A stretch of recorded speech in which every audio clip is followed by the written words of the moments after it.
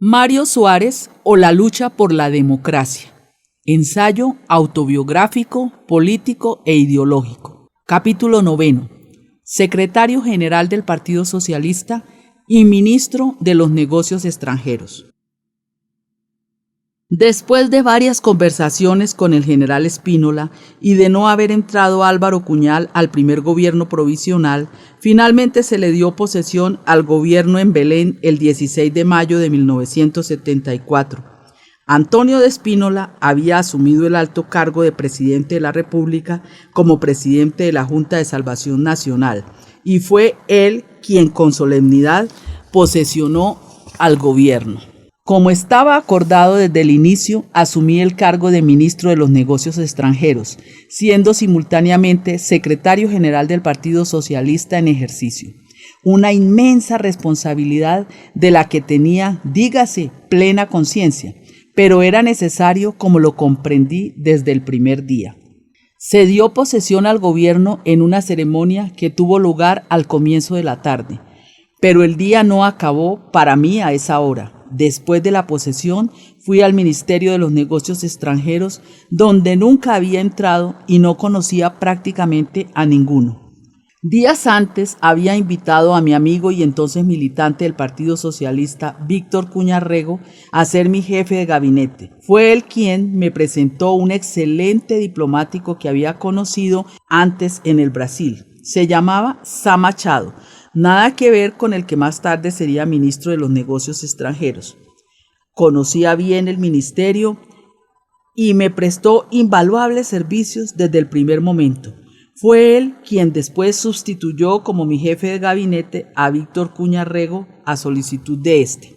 Yo no conocía el ministerio ni los diplomáticos, pero no tenía dudas en cuanto a la política que quería realizar. Retomar las relaciones con la ONU y aceptar sus recomendaciones, conceder el derecho a la autodeterminación y a la independencia de las colonias que estaban en guerra contra Portugal por vía de negociaciones que condujeran de inmediato al cese al fuego y a la paz, establecer o restablecer negociaciones con todos los Estados miembros de las Naciones Unidas, incluyendo los países del Oriente, la Unión de Repúblicas Socialistas Soviéticas y la China, congelar las relaciones con África del Sur en razón a su política de apartheid que naturalmente condenábamos, evitar conflictos con España de Franco y el Brasil frente a la dictadura militar sin dejar de condenarlos por falta de respeto a los derechos humanos, ratificar nuestra pertenencia a la Organización del Tratado del Atlántico Norte por estar nosotros en tiempo de la Guerra Fría, pero manteniendo un sentido crítico, terminar con la política del orgullosamente solos y restablecer las relaciones diplomáticas con la India,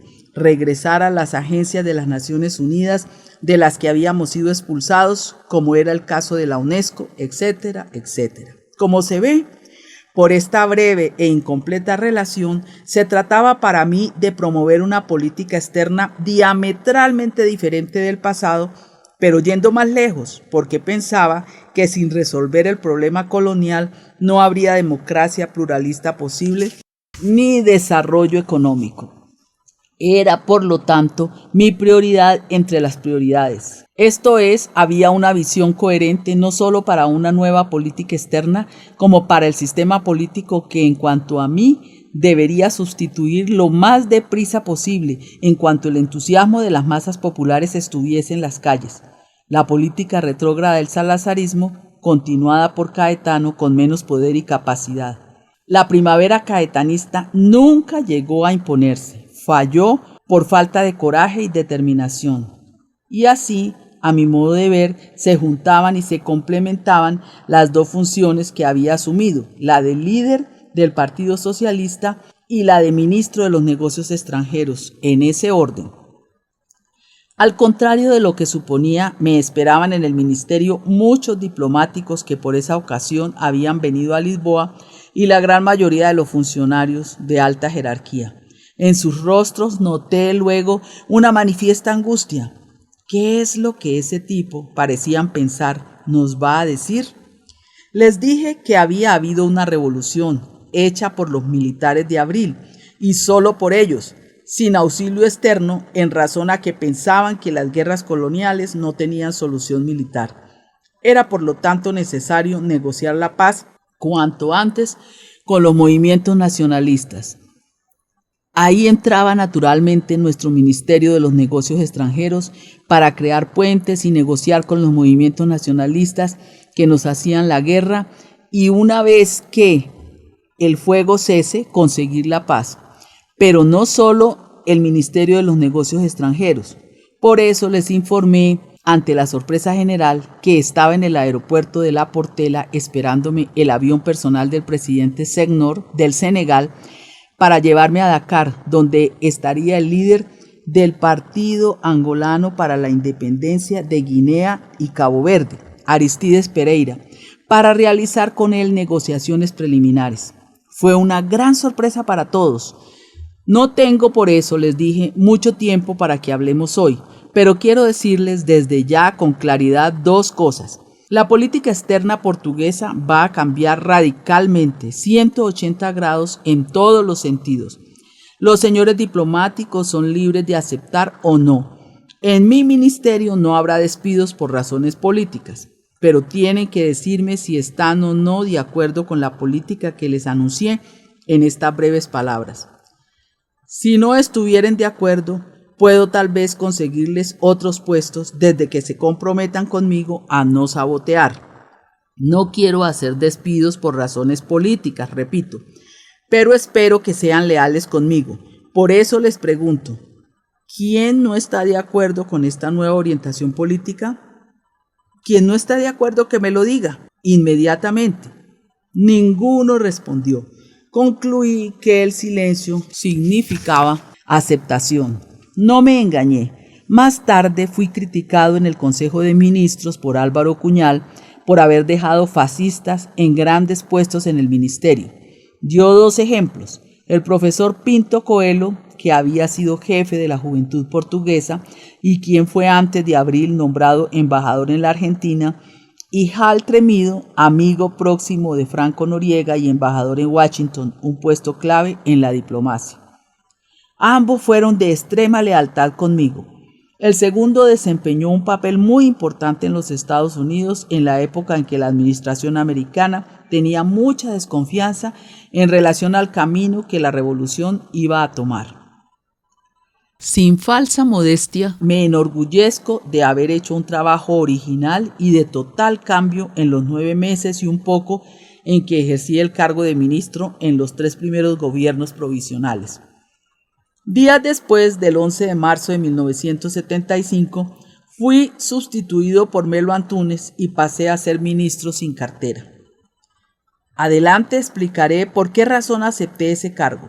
Por ahora, me permito apenas subrayar que muchos años después, Vasco Pulido Valente dictó una conferencia en el Ministerio de los Negocios Extranjeros sobre la política externa portuguesa, en la que afirmó: desde el liberalismo solo hubo 2 políticas externas totalmente originales, la del Duque de Palmela y la de Mário Soares.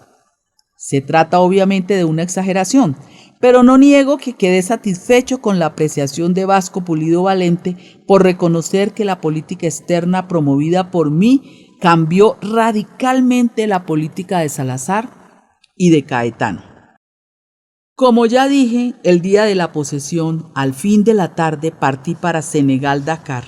Fui acompañado por indicación de Spínola por 2 militares de su total confianza, Almeida Bruno y Manuel Monge. Senghor estaba en el extranjero y por eso fui recibido por el primer ministro Abdou Diouf, a quien no conocía. Estaba también esperándome allá Aristides Pereira, líder del Partido Africano para la Independencia de Guinea y Cabo Verde, y futuro presidente de la República de Cabo Verde, a quien tampoco conocía. Fuimos presentados por Abdou Diouf, quien discretamente salió para dejarnos conversar por la noche. Fue una conversación abierta y supremamente cordial. Coincidimos en el cese al fuego inmediato. En el día siguiente, las tropas de los 2 lados comenzaron a confraternizar en el terreno, se abrazaban e intercambiaban armas. Fue desde ahí que comencé a pensar que la colonización portuguesa era diferente de las otras.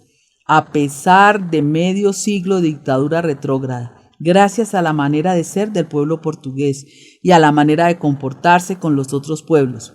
Gilberto Freire, ilustre sociólogo brasilero, había escrito varios libros sobre este tema. Pero los portugueses anticolonialistas como yo, que sabíamos que Salazar lo trataba muy bien, fuimos llevados a desconfiar de él. Poco tiempo después de la Revolución, vino a Portugal y lo conocí en la librería Sada Costa, donde alguien nos presentó. Le hablé de mi desconfianza por causa de la relación de él con Salazar. Dijo comprender mi punto de vista, pero ni por eso dejó de hablar de su teoría que continuaba perfilando. Años después, hecha la descolonización, la que llamaban ejemplar, dadas las circunstancias tan difíciles y rápidas en que fue hecha, era yo entonces presidente de la República. Hice un viaje oficial al Brasil y entendí un deber visitar a Gilberto Freire en Apipucos, estando él en esa época muy enfermo, y condecorarlo solemnemente. Fue la mejor manera que encontré para demostrarle el respeto y la gratitud del Portugal de Abril por haber comprendido y explicado tan bien las diferencias del colonialismo portugués en relación al británico y al francés, que subsistieron más allá de la política agresiva y tan negativa de Salazar y del crimen de las guerras coloniales. En otro lugar, más adelante, volveré a hablar de este asunto que quizás explica el éxito de la comunidad de los países de lengua portuguesa y de nuestras especialísimas y tan fraternas relaciones con el Brasil. Cuando regresé de Dakar a Lisboa, en la mañana siguiente, ocupé parte de mi tiempo en delinear la nueva política externa portuguesa y en contactar los embajadores extranjeros y portugueses, sin dejar de ocuparme en los problemas del gobierno que estaba dando sus primeros pasos con todos los problemas y reivindicaciones que nacían debajo de nuestros pies. Esos primeros meses fueron extraordinarios y emocionantes. Después de la euforia del 1 de mayo, el pueblo se habituó a manifestarse en la calle. Ni un soldado más para las colonias, gritaban los jóvenes estudiantes. Las personas se sentían libres. Comenzaron a reivindicar como si fuese posible resolver de repente problemas que se arrastraban sin solución hace tantos años. Spínola, nombrado presidente de la República no electo, entendía que el poder supremo le pertenecía y a sus militares y civiles favoritos, y comenzó a entrar en choque con la llamada Comisión Coordinadora del Movimiento de las Fuerzas Armadas, donde pontificaban los jóvenes militares que habían efectivamente hecho la revolución. En el plano civil se afirmaron desde el primer día 3 fuerzas principales: el Partido Comunista, centralizado y obedeciendo a Cunhal, que desde su regreso comenzó a hablar de la alianza entre el pueblo, en su concepción, el Partido Comunista Portugués y el Movimiento de las Fuerzas Armadas, que Spínola entendía debía disolverse, y por eso hizo tanta fuerza para constituir un gobierno civil. El Partido Socialista, que estaba por primera vez estructurándose en el plano nacional y que quería acentuar el pluralismo partidista civil y la necesidad de realizar elecciones en el plazo prometido en el programa del movimiento, y finalmente los grupos izquierdistas maoístas de varias naturalezas, leninistas, disidentes, trotskistas, anarquistas, que no se entendían entre sí, críticos feroces del Partido Comunista y de los socialistas burgueses, eran grupos de presión que invadían las calles, presionaban al gobierno de todas formas, pero no tenían una visión coherente para el futuro, a no ser una pesimista en espera de la revolución mundial en que querían insertarse. El Partido Popular Democrático de Sá Carneiro y el Partido de Centro Democrático Social solo surgieron después y por presión el último de los militares espinolistas. Resalto que en abril-mayo de 1974 estábamos en plena Guerra Fría, a pesar de la lucha entre la Unión de Repúblicas Socialistas Soviéticas y la China, y en contravía del desarrollo sentíamos la primera crisis del petróleo que se manifestó en 1973 y que tanto nos afectó después. Desde el principio pensé que la revolución de los claveles debía ser una revolución democrática de tipo occidental, con 3 objetivos esenciales: descolonizar, como forma de poner fin a las guerras coloniales. Democratizar, legitimando el poder político, siguiendo las indicaciones del voto popular. Y desarrollar, aproximándonos a la Europa de la Comunidad Económica Europea, que sería el contrapeso de la pérdida de las colonias que juzgaba inevitable. Quien se tomó el trabajo de leer mis entrevistas y mis artículos publicados en la prensa portuguesa e internacional, comprenderá que cuando llegué a Portugal tenía una visión clara y coherente de la línea a seguir por el Partido Socialista, de la que nunca me aparté. Cito: las Fuerzas Armadas restituyeron la palabra al pueblo portugués. Entrevista concedida a El Siglo el 28 de abril de 1974. Consolidación de la democracia, desarrollo acelerado y resolución del problema colonial. Conferencia de prensa publicada en Portugal Socialista en mayo de 1974. La batalla aún no está ganada. Entrevista concedida al Der Spiegel el 6 de mayo de 1974.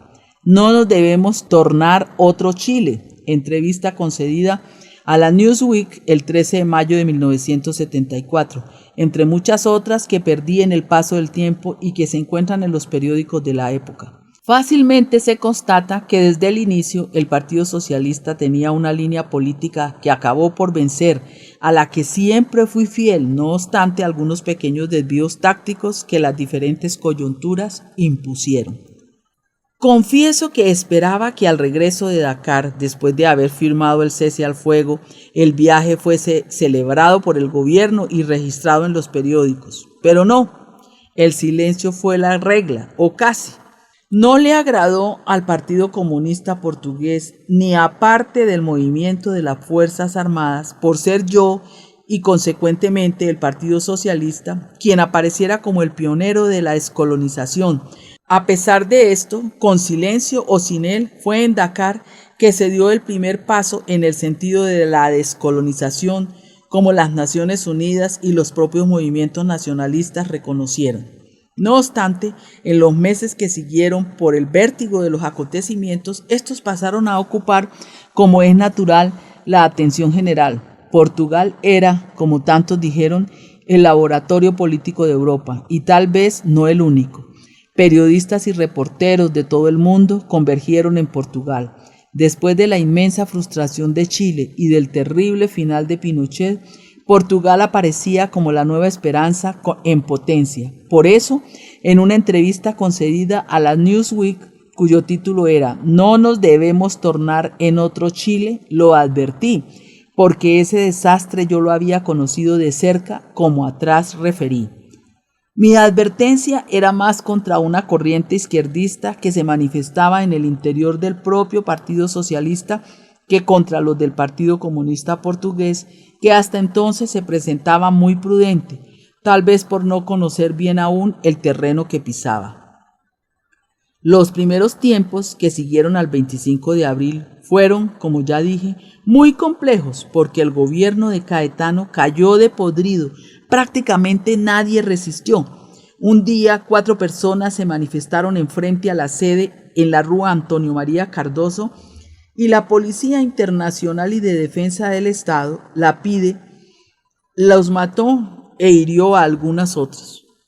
Los sindicatos comenzaron a partir del día 2 de mayo a organizarse en lo que vendría a ser la Intersindical, el Movimiento Democrático Portugués, Comisión Democrática Electoral, comenzó también a manifestarse como si fuese un partido independiente. Y el Movimiento Democrático Portugués, Comisión Democrática Electoral, comenzó también a manifestarse como si fuese un partido independiente del Partido Comunista Portugués, cosa de la que desconfié y contra la cual me batí desde la primera hora. El MRPP, Movimiento Reorganizativo del Partido del Proletariado, y otros grupos de extrema izquierda, maoístas, trotskistas, etc., también se manifestaron contra las guerras coloniales y fueron los primeros en ocupar casas deshabitadas en los barrios sociales. Surgieron de repente innumerables partidos, como el PPM, Partido Popular Monárquico, de Ribeiro Teles y Barrilaros Rúas, el Partido Socialdemócrata, el Partido de los Trabajadores, el Partido Católico, el movimiento de izquierda socialista, etc., algunos de los cuales no subsistieron a las primeras dificultades. El Partido Socialista comenzó a abrir sus sedes y tuvo una avalancha de adhesiones en todas partes. El responsable por la organización fue Tito de Moraes, que hizo un trabajo excelente, pero los discursos en los primeros meses eran bastante diferentes unos de los otros. No había una línea de coherencia. Me acuerdo haber participado en el distrito de Setúbal en una manifestación que se llevó a cabo en una plaza de toros llena de personas entusiastas en las que intervino Manuel Serra, quien había adherido recientemente al Partido Socialista. Él y otros pronunciaron discursos altamente demagógicos en los que prometían hacer justicia por sus propias manos. Serían actos criminales. Hablé de último, como se volvió norma, pero lo más curioso es que dije lo contrario a lo expuesto por los que me antecedieron, y fui tan aplaudido o más que ellos. La confusión era total y los militantes en gran parte no sabían cuál era verdaderamente la línea del partido. Los discursos eran contradictorios y se sobreponían. Solo después del primer congreso en la legalidad, bien polémico para más señas, que tuvo lugar en diciembre de 1974 en el aula magna de la Universidad de Lisboa, y la división de Manuel Serra, que le siguió, fue que los discursos se tornaron más moderados y homogéneos, o sea, 7 meses después de la revolución. Durante ese periodo no paré de trabajar, sea como ministro de los negocios extranjeros, sea como secretario general del Partido Socialista en acelerada transformación, y en esa última calidad no dejé nunca de intervenir activamente en los problemas del país, de los sucesivos gobiernos y de las relaciones entre los llamados espinolistas y los partidarios del movimiento de las Fuerzas Armadas. Era importante distinguir en estos entre los radicales del Partido Comunista Portugués y los izquierdistas, entre estos y los más moderados, por ventura próximos del Partido Socialista, sin tener el coraje de decirlo. En junio de 1974 me desplacé al Canadá, Ottawa, para participar en la conferencia interministerial de la Organización del Tratado del Atlántico Norte, de la NATO.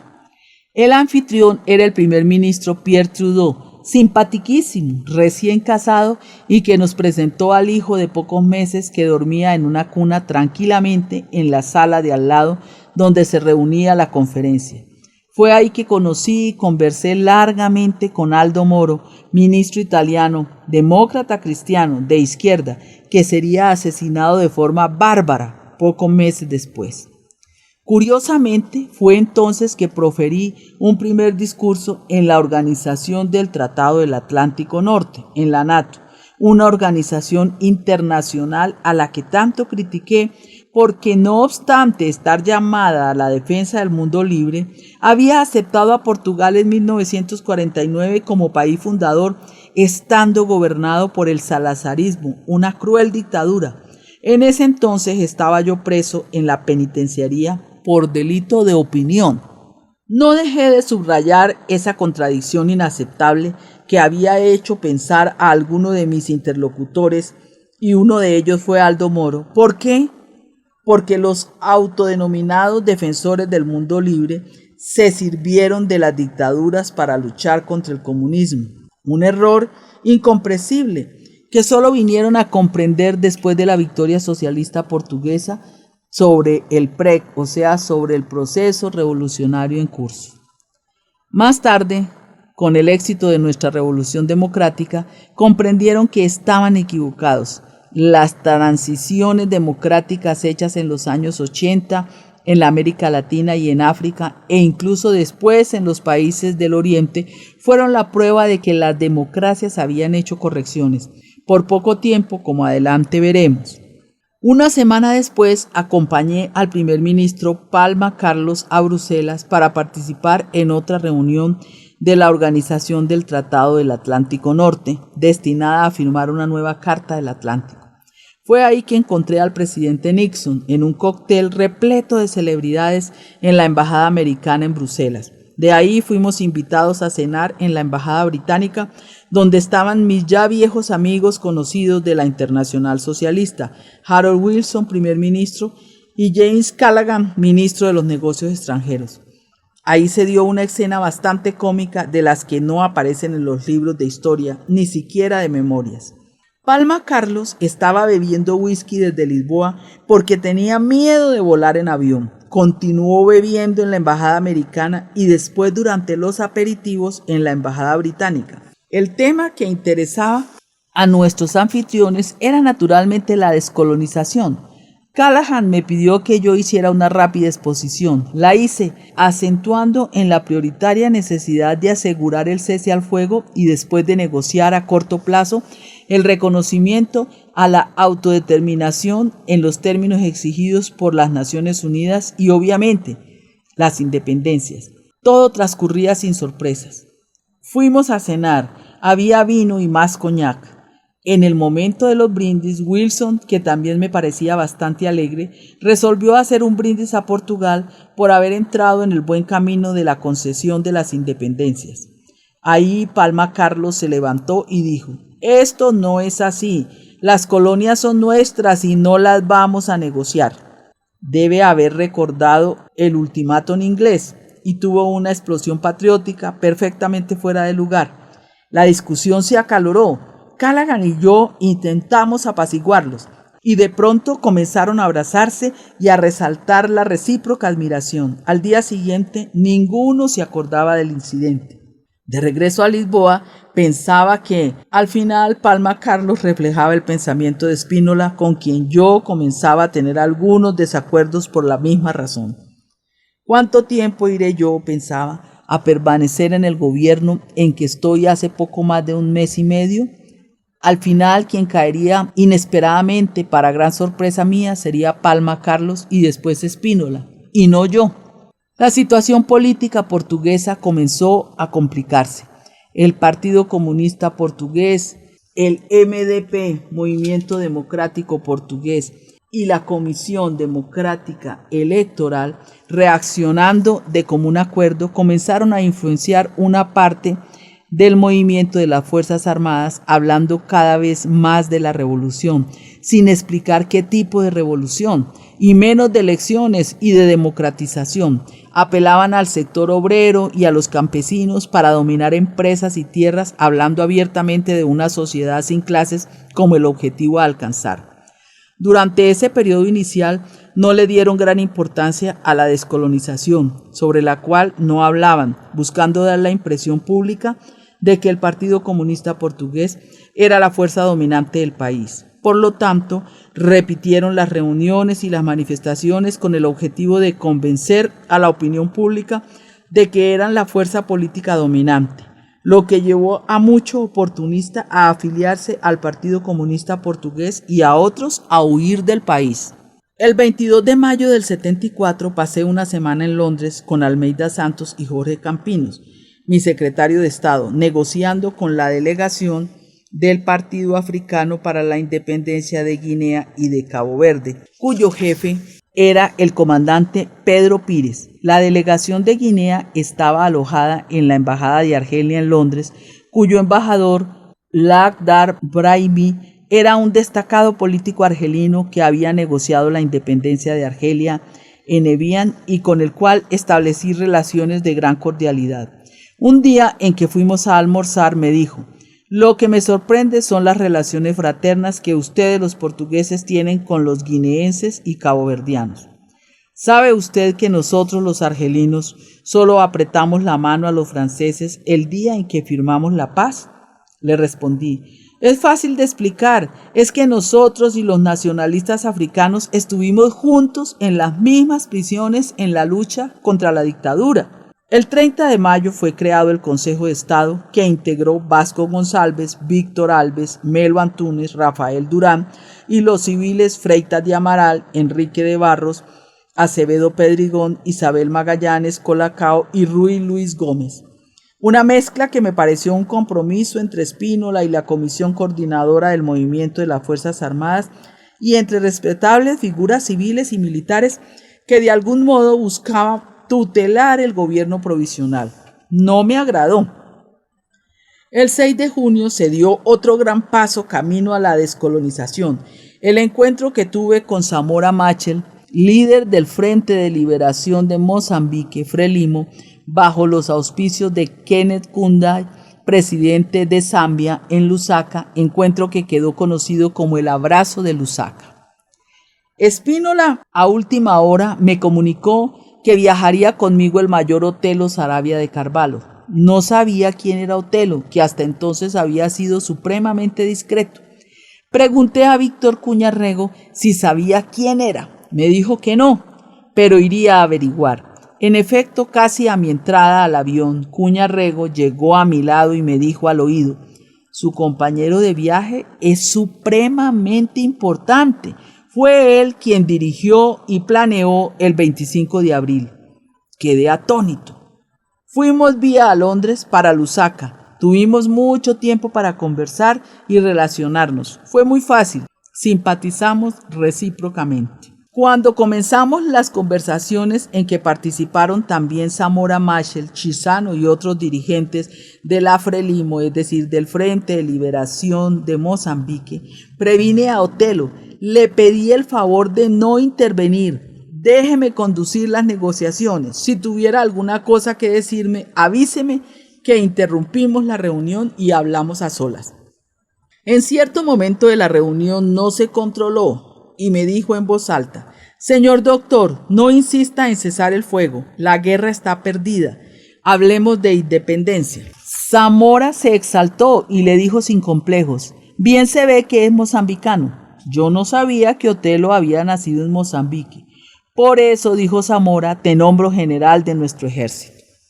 Interrumpí la reunión y regresamos a Lisboa. Cuando llegamos, el avión aterrizó al final de la pista, donde nos esperaba un carro de la presidencia para conducirnos a Belén.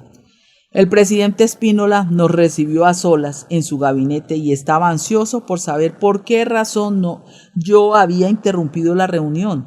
Visiblemente tenía alguna desconfianza respecto de mí y por eso había enviado conmigo a Otelo para espiarme. Le conté lo que me había pasado, la cuestión de cesar el fuego, que no le interesaba por tener como objetivo la independencia, pero obviamente omití la intervención de Otelo. Cuando yo acabé, dijo: falta contar una cosa. Spínola se puso el monóculo y me miró fijamente con una mirada tan severa que yo hasta hoy no he olvidado. Otelo repitió literalmente la intervención que había hecho en Lusaka. Cuando Spínola comprendió lo que pasó, comenzó a los gritos contra Otelo, llamándole traidor, etc. Y de repente se levantó y dijo en tono imperativo: salgan a la calle. Otelo y yo salimos, más asustados yo que él, quien me dijo tranquilamente: no haga caso, el viejo ya no manda nada. Me quedó claro, tiempos difíciles aquellos. El 11 de junio, Spínola hizo un discurso en la posesión de los nuevos gobernadores de Angola y de Mozambique, dándoles plenos poderes para conducir el proceso político interno y la descolonización. La situación económica era también muy difícil. Vasco Vieira de Almeiro y Sá Carneiro tenían en esa época relaciones muy cordiales con el presidente. Spínola organizó recorridos por el país en los que discursaba, como él decía, dirigiéndose al buen pueblo portugués. Palma Carlos, en una entrevista al Diario de Noticias el 25 de junio, desafió las mayorías silenciosas para que salieran de su comodismo o temor y se pronunciaran abiertamente. La prueba de fuerza entre Spínola y la Comisión Coordinadora del Movimiento de las Fuerzas Armadas comenzó a diseñarse.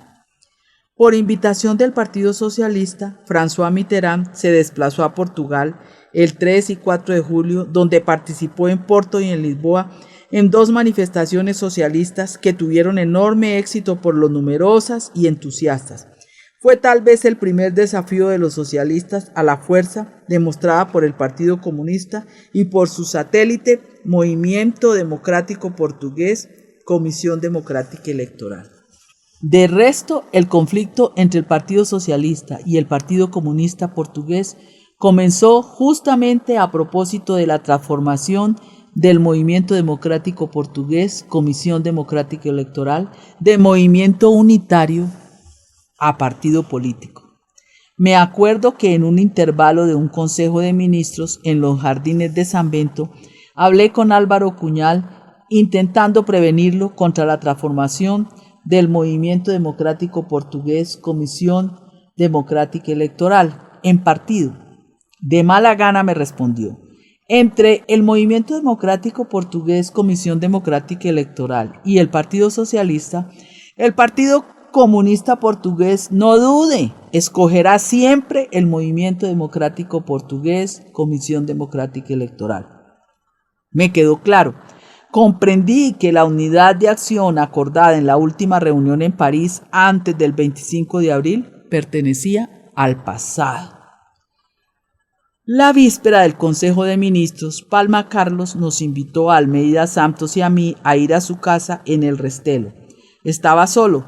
Nos informó que iría a proponer un proyecto para dar más poderes al presidente Spínola y así daba al régimen naciente un cariz presidencialista. Antes de las anunciadas elecciones legislativas para una asamblea constituyente, debería haber, por lo tanto, elecciones presidenciales. Medí inmediatamente el peligro de ese proyecto pensando en el ejemplo de Sidonio Páez, que siempre consideré negativo, frente a la idea que tuve desde el comienzo: construir una democracia pluralista y pluripartidaria con dimensión social de tipo occidental y con predominio parlamentario. Discutimos cordialmente, pero no nos entendimos. Le advertí del riesgo que corría si lanzaba su proyecto en el Consejo de Ministros. Almeida Santos me acompañó en esa advertencia. Al día siguiente, salvo que me equivoque, el 5 de julio, el Consejo de Ministros fue tempestuoso. Palma Carlos solo tuvo el apoyo de Sá Carneiro y Vieira de Almeida. Todos los otros ministros se manifestaron en contra. Hubo casi un enfrentamiento personal entre Raúl Rego y Palma Carlos, porque el primero, por distracción, había estado de acuerdo con Palma Carlos y después cambió de opinión. Comprendí que Palma Carlos estaba decidido, muy preocupado con el poder ascendente de los comunistas y la fuerza aparente de las manifestaciones de la calle, hechas con los comunistas venidos de Setúbal, de Évora y Bella, llenos de obreros y campesinos con la mano empuñada y el brazo levantado al aire, gritando: Partido Comunista Portugués, Partido Comunista Portugués. Quiso provocar un golpe, pero no midió la relación de fuerzas. Por cierto, se engañó presentando el proyecto al Consejo de Ministros y a la Comisión Coordinadora del Movimiento de las Fuerzas Armadas. Ambas se pronunciaron contra Spínola, que supongo inspiró el golpe, y mantuvo la neutralidad. A Palma Carlos, Sá Carneiro y Vieira de Almeida solo les restaba renunciar. Así lo hicieron. 2 días después, en el Alfeite, Spínola pronunció un discurso en el que declaró, como Carmona 49 años antes, que la patria estaba enferma. 2 errores en un solo discurso: haber repetido la frase de Carmona y la desafortunada materia de ella. Con la renuncia de Palma Carlos caería el primer gobierno provisional, que duró poco más de 2 meses, dejando debilitado al presidente de la República. El punto de discusión comenzó con la sustitución de Palma Carlos. Por mi lado, me moví lo que más pude por Mario Firmino Miguel, quien después fue general y era moderado y próximo de Spínola. Pero él, a pesar de que mucho se le insistió, no quiso. Me dijo después que no tenía la confianza de la Comisión Coordinadora del Movimiento de las Fuerzas Armadas. Es probable. Otelo Saravia de Carvalho, el 13 de julio de 1974, fue nombrado cómodamente operacional del COPCOM, es decir, del Comando Operacional del Continente, y comandante de la región militar de Lisboa. Fue entonces nombrado el coronel Vasco González, que a mí en esa época me parecía solo un hombre moderado y progresista, que siempre que hablaba conmigo me decía: lo que es necesario es mantener la unidad entre el Partido Comunista Portugués y el Partido Socialista. El segundo gobierno provisional tomó posesión el 18 de julio de 1974, conservando 2 socialistas en las mismas carteras, en la de Justicia y en la de los Negocios Extranjeros, Sena y yo. Raúl Rego volvió a ser el director de La República, que era nuestro periódico. El 27 de julio, el Consejo de Estado aprobó la Ley 7 del 74, que reconoció el derecho de las colonias a la autodeterminación y a la independencia, un paso por el cual siempre luché y que me costó varias dificultades con Spínola. Tan pronto llegué la víspera de partir para Londres, renuncié. Abandoné el Palacio de Belén donde se realizaba la reunión. Mientras tanto, Almeida Santos y Viegas Simón consiguieron convencer a Spínola y llevar ese mensaje a Londres. Realmente hay que reconocer que no había otro camino. La verdad es que el día siguiente, 27 de junio, Spínola reconoció finalmente el derecho de los pueblos africanos a la autodeterminación, incluyendo el derecho a tornarse independientes. Para Spínola fue una decisión muy difícil de tomar. Todos los días, sin embargo, nos llegaban noticias nuevas a un ritmo impresionante.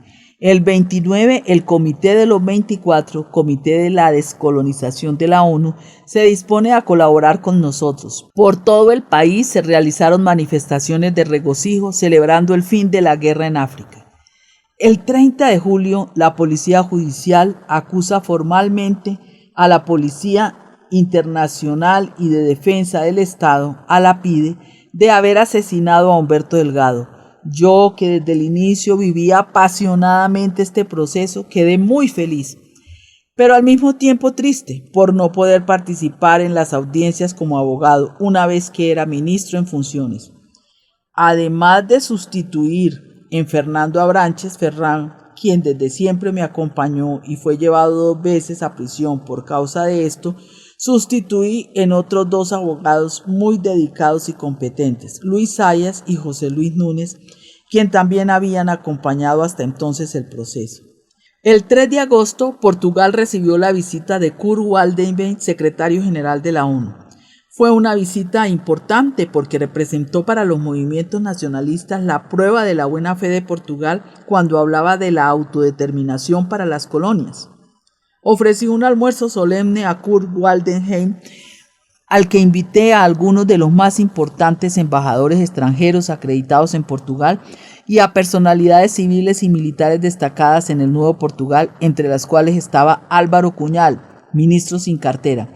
Como no sabía nada de protocolos y el almuerzo se realizó en el Palacio de las Necesidades, recurrí para organizar la mesa al embajador Mendoza y Cuña, jefe de protocolo. El almuerzo salió muy bien, lo mismo que la conversación con Waldheim y los discursos oficiales que constituyeron una novedad y marcaron el cambio a seguir en el relacionamiento entre Portugal y la ONU. El mío de bienvenida y agradecimiento, y el de Kurt Waldheim de confianza en la nueva orientación internacional de Portugal. Cuando el almuerzo ya había acabado y estábamos bebiendo de pie el café, Waldheim ya había salido. Cunhal se me acercó con aire molesto y me dijo: «Quiero agradecerle el lugar que me reservó en la mesa». «¿Por qué?», pregunté. «Porque me sentó entre el embajador del Brasil, antiguo general que dirigió la policía política del Brasil, y el nuncio apostólico». Quedé atónito. Como el jefe de protocolo Mendoza y Cuña estaba cerca, lo llamé y le dije: «Señor embajador, por favor explique al señor ministro Álvaro Cunhal cuál fue su criterio al ordenar la mesa». Y agregué: «Parece que el doctor Cunhal está disgustado debido al lugar en que lo colocó». El embajador, temblando, con lágrimas en los ojos, respondió: «Como el doctor Álvaro Cunhal es el ministro sin cartera y es el de mayor edad, tiene precedencia en relación a todos los otros ministros. Quedó por lo tanto entre el señor nuncio, que es el decano del cuerpo diplomático, y el señor embajador del Brasil, nuestro país hermano». «¿Erré?», le respondí. «No, señor embajador, fue un excelente criterio». Cunhal giró sobre los calcañales y me dijo secamente a la despedida: «Muy agradecido».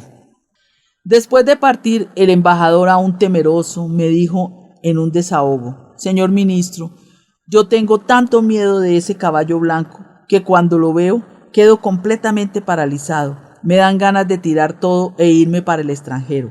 Le respondí poniéndole la mano sobre el hombro con algún paternalismo. Señor embajador, mientras yo esté aquí en el ministerio, entienda que no dejaré que nada malo le suceda. Y cumplí. Mientras tanto, los acontecimientos en el plano internacional y en el exterior se sucedían a un ritmo infernal.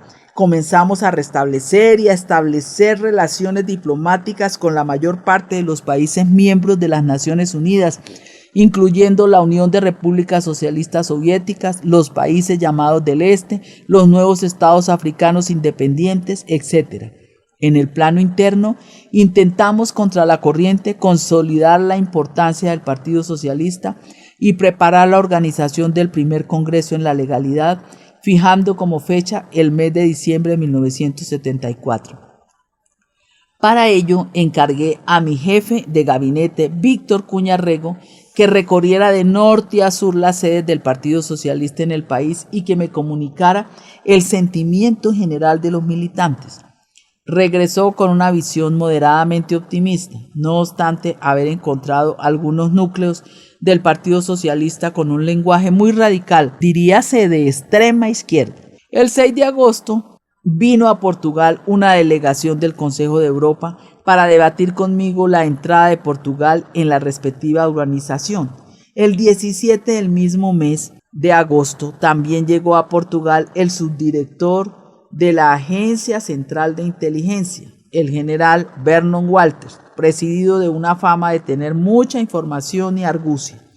Era un hombre muy alto, muy cordial, que hablaba varias lenguas, entre las cuales el portugués americanizado, y que encantó a las autoridades portuguesas, especialmente al presidente Costa Gómez y al primer ministro Vasco Gonçalves. A mí, naturalmente, no.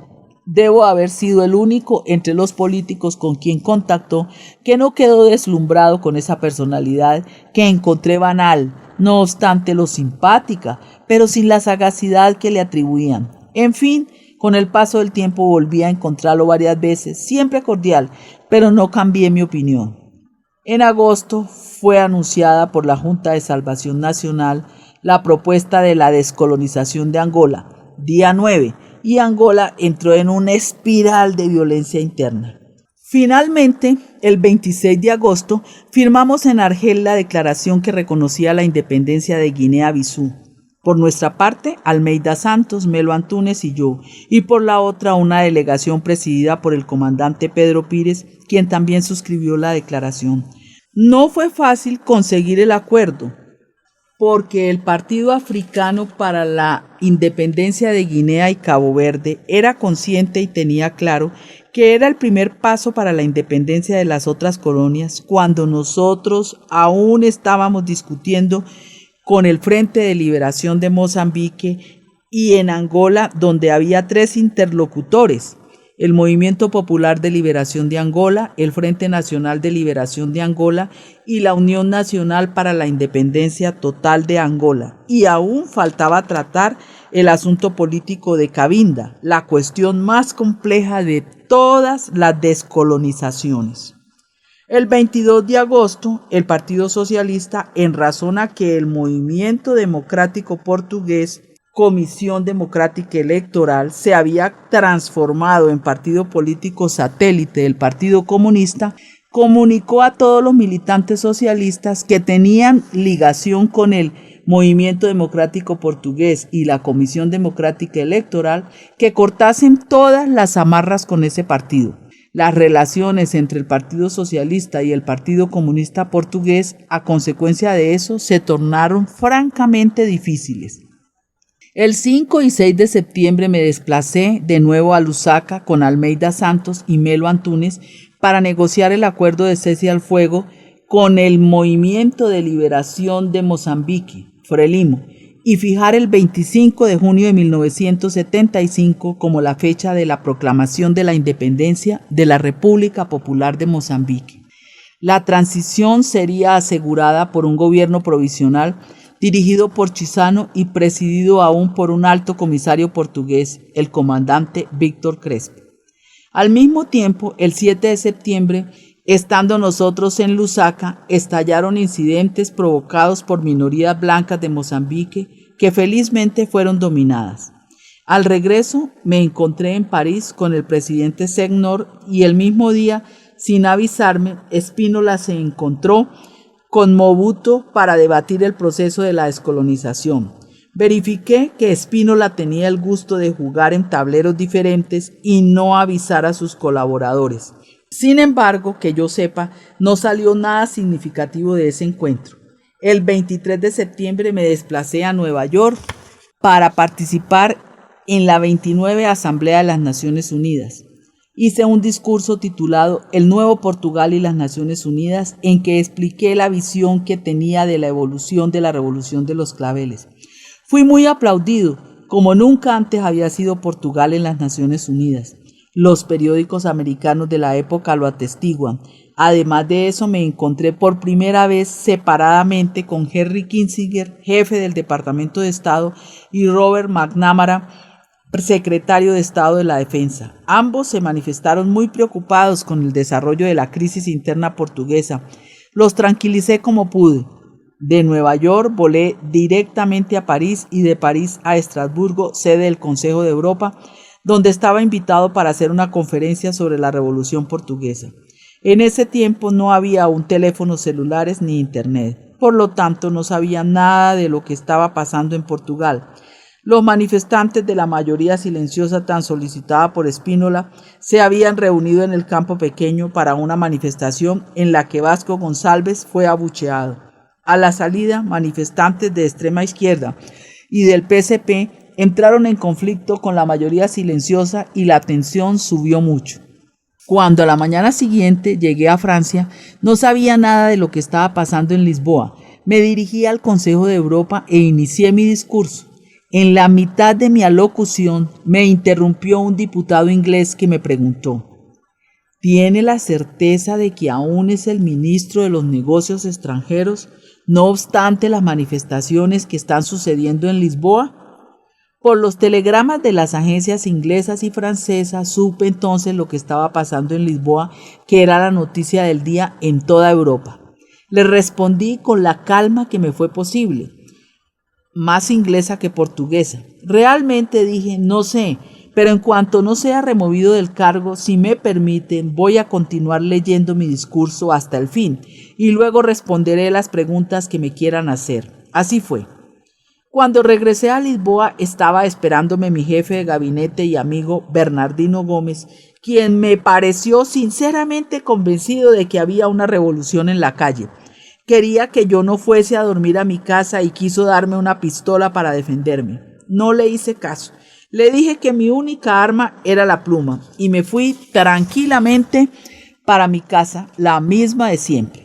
El 30 de septiembre, Spínola dirigió un mensaje por la televisión al país renunciando al cargo de presidente de la República. Para mí fue una sorpresa total.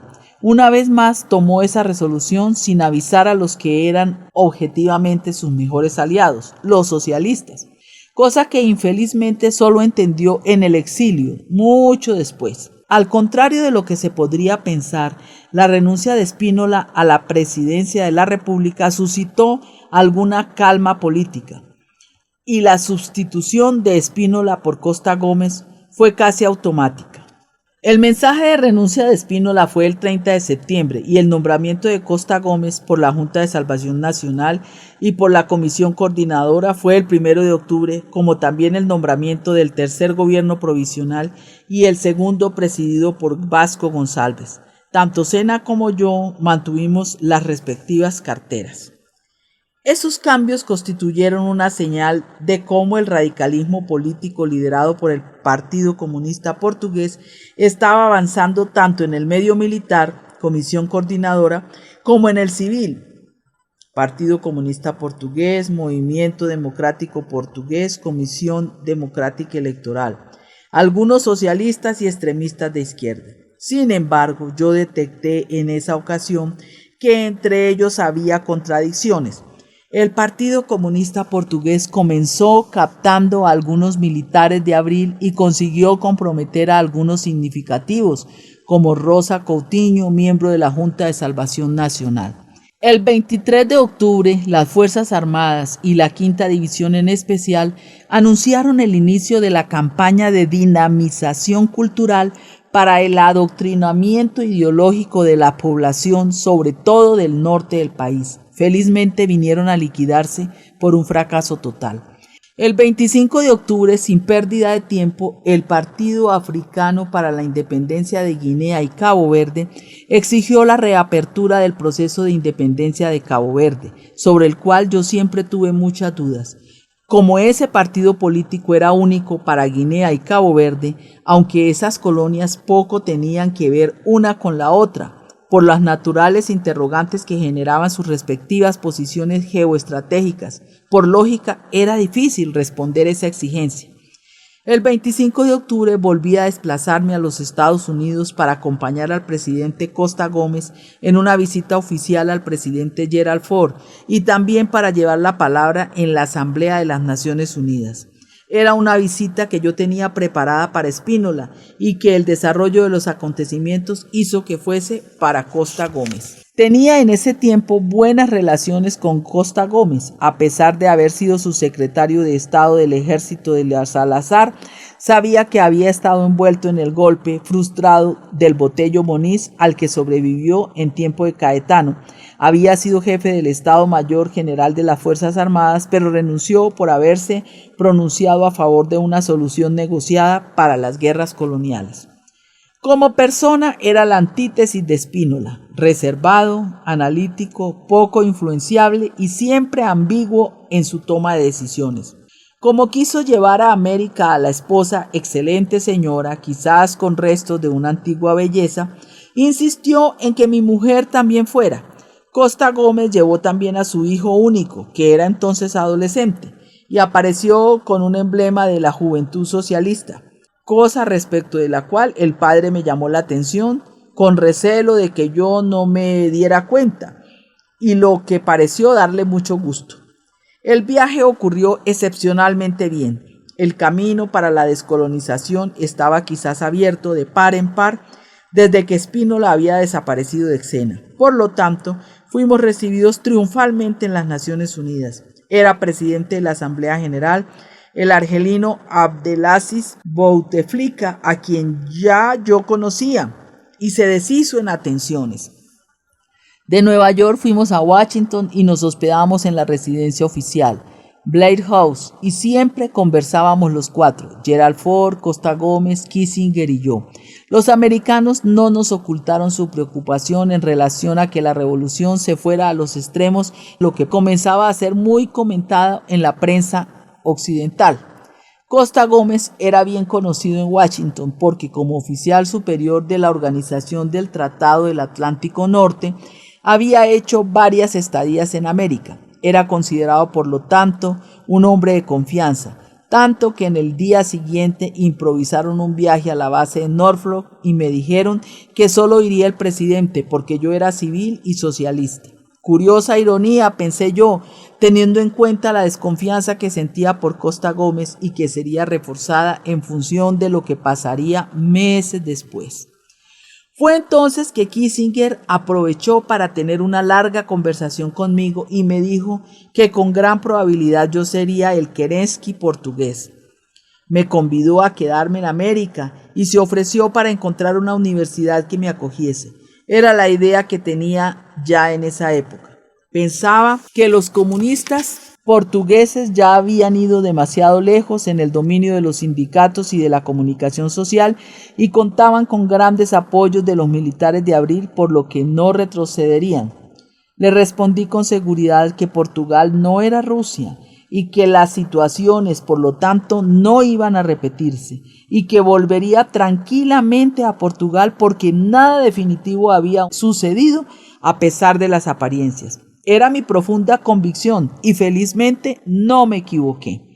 Mientras tanto, en los meses de noviembre y diciembre de 1974, el Partido Comunista tuvo una escalada enorme. Fue en esa época que comprendí que Álvaro Cuñal quería economizarse una revolución, como dije, y pasar de una revolución democrática y pluripartidaria a una revolución socialista, léase comunista. Fue en ese momento cuando pensó que elementos fundamentales del movimiento de las Fuerzas Armadas le abrirían el camino. Ni siquiera por eso dejé de viajar a todos los lados donde juzgaba útil ir en plan de preparar al Partido Socialista para la confrontación que estaba a la vista dentro de la política externa e interna con la preparación en la legalidad del primer Congreso. Enumero los sitios donde fui y lo que hice en el dominio de los acontecimientos más sobresalientes. El 7 de noviembre fui a Túnez por invitación del presidente Bourguiba, quien no obstante estar ya cansado y decadente me ofreció un almuerzo. Encontré allá a Johnny Eduardo, un representante del Frente Nacional de Liberación de Angola. El 13 fue la nominación y posesión de los gobernadores de Macao, García Leandro, y de Timor, Lemos Pires, las dos colonias que en la época China como Indonesia querían que se tocaran lo menos posible. El 19 vino Edward Kennedy a Lisboa por invitación mía. Le ofrecí, y a la hermana que lo acompañaba, una cena de gala en el Palacio de las Necesidades, donde estuvieron por lo menos 2 ministros, Almeida Santos y Álvaro Cuñal, además del entonces jefe del Comando Operacional del Continente, Otelo Saravio de Carvalho. Como Kennedy me dijo que le gustaría escuchar fado, canción portuguesa de la que había oído hablar, improvisé al final de la cena una ida a una casa de fado en Alfama que me fue indicada como excelente. Los ministros arriba citados y el entonces ya general Otelo se asociaron a la fiesta y la dueña de la casa que los conocía me dijo que Almeida Santos y Otelo cantaban bien, respectivamente el fado de Coimbra y el de Lisboa. Conseguimos ponerlos a cantar y bien, y Cuñal, sin salir de su línea, también se permitió cantar Grándola Vila Morena.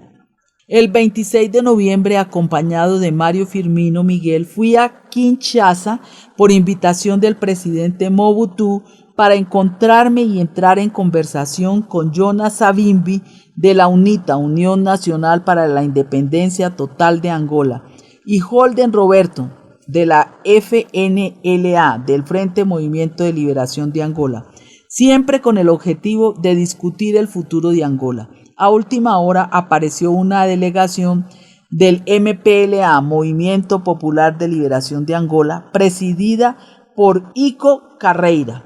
Fue entonces que propuse la idea de reunir en Lisboa a los máximos dirigentes de los 3 movimientos de liberación de Angola. Del 13 al 15 de diciembre se realizó en el aula magna de la Universidad de Lisboa el primer congreso del Partido Socialista en la legalidad. Fue un acontecimiento espectacular porque por primera vez se sintió en serio la fuerza nacional del Partido Socialista, dado el número de delegados presentes y de asistentes e invitados portugueses y extranjeros civiles y militares. Fue Sena quien lo presidió en gran parte y muy bien. A mí, como secretario general, me correspondió presentar el relatorio intercongresos y someterlo a la aprobación de los delegados. Fue aprobado por 850 votos contra 3. Un éxito. Tenía quizás un eslogan significativo del momento que vivíamos. Socialismo sí, dictadura no. No se habían efectuado aún las elecciones y hasta se discutía en el Partido Socialista, obviamente, si las debíamos aplazar o eliminar. El movimiento de izquierda socialista, MES, por ejemplo, en la época de las elecciones, hacía campaña, imagínense, por el voto en blanco.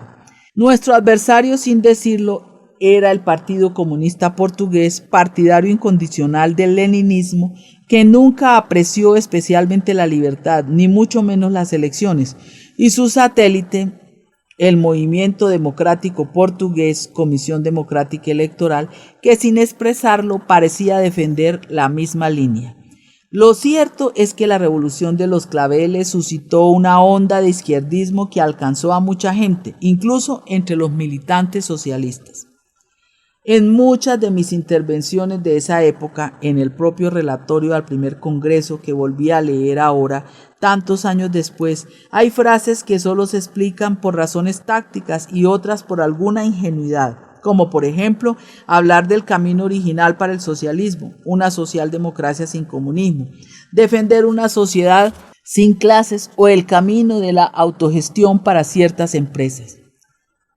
Sin embargo, si no hubiese proferido, dadas las modas ideológicas del tiempo, esas expresiones tal vez no pudiese haber vencido en el Congreso ni conseguido que hubiera elecciones para las constituyentes meses después. Manuel Serra, a quien conocía muy bien desde la rebelión de Bella, se sublevó contra la línea del Partido Socialista, dicha entonces muy moderada, pero perdió en el Congreso de forma clara. La división que dirigía se hizo evidente solo en enero, creando el Frente Socialista Portugués, la primera división que hubo en el Partido Socialista. En cuanto a mí, que estaba ausente de Portugal en esa fecha, fue para el Partido Socialista la consolidación de su línea política y una verdadera bendición. En efecto, el primer congreso del Partido Socialista en la legalidad fue un gran éxito. Delegaciones europeas de los partidos de la Internacional Socialista se desplazaron a Lisboa para asistir. Vinieron representantes de todos los partidos socialistas europeos, de los movimientos africanos, de los comunistas italianos y españoles, etc. A propósito, el representante del Partido Comunista Español era su líder, Santiago Carrillo, que yo conocía bien, desde el exilio de París. Lo convidé a estar en el Congreso, cosa que incomodó a Álvaro Cuñal, que se rehusó a recibirlo. Me convenía por todas las razones que fuese él quien hablara en nombre de las delegaciones españolas. Tierno Galván, Felipe González y otros también querían hablar, pero con 80 delegados internacionales presentes no podían hablar todos. Felipe González me dijo: hermano, yo tengo que hablar porque soy el líder del Partido Socialista. Y agregó: si no me dejas hablar, abandono el Congreso. Le respondí: pues abandónalo. Salió tirando la puerta, pero luego enseguida la abrió y me dijo en tono solemne: pues Mario, los comunistas de los otros son siempre mejores que los nuestros. Y volvió a tirar la puerta. Nunca más olvidé la frase de Felipe. Tenía razón. Pero en el momento agudo en que ya se vislumbraba la confrontación entre el Partido Socialista y el Partido Comunista Portugués, fue importantísimo el discurso del eurocomunista Santiago Carrillo, de tal manera que Cuñal, furioso, se negó a recibirlo. En ese final de diciembre mantuve una gran actividad diplomática. El ministro de las Relaciones Exteriores del Brasil, Acevedo da Silveira, vino a Lisboa a pesar de que el Brasil era entonces una dictadura militar. Establecimos una amistad sólida, independientemente de nuestros dos regímenes tan diversos. Comprendió muy bien nuestra situación, que le expliqué en detalle, con la cual simpatizaba a pesar de ser conservador. Enseguida fui a Túnez y a Libia, donde fui recibido respetuosamente por el presidente Bourguilia y por Gaddafi.